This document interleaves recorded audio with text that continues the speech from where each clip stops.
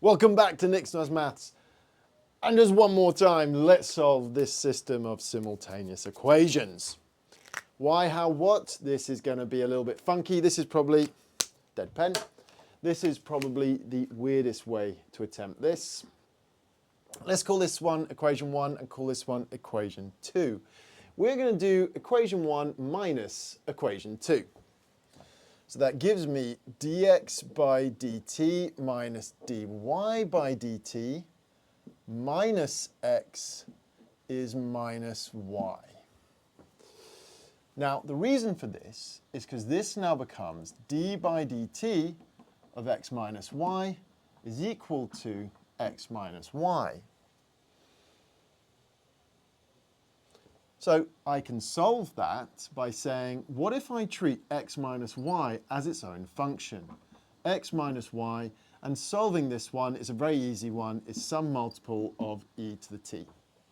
So that's our first step, our first option. Now, the next one is a little bit, why do I do this? Well, because it works, I had to do a little bit of jiggery-pokery earlier. Let's make sure this works. So I get 3 dx by dt minus 4 dy by dt. So it's 3 times that. So that gives me minus 6 x, I think. 6 minus 12, yep. And then I'm going to get 12 minus 20. 12 minus 20 is minus 8y. And again, if we look at this, that tells me that dx by dt of 3x minus 4y, well, that is in fact 2 lots of 3x minus 4y. And again, if we treat 3x minus 4y as its own thing, you can solve this really easily as 3x minus 4y is some multiple of e to the 2t. All right, just treat 3x minus 4y as its own function. Solve it, really easily we get to that. And now, here we go. We can find a's and b's. What was it? T is 0. This is my little cheat sheet for figuring out what I was doing with that.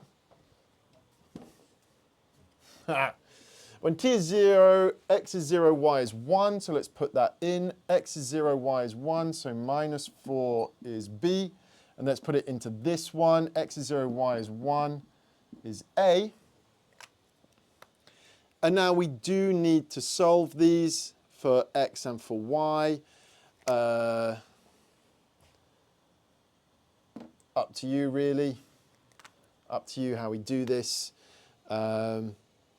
Let's find x first. So we'll do 4 times this one minus that one.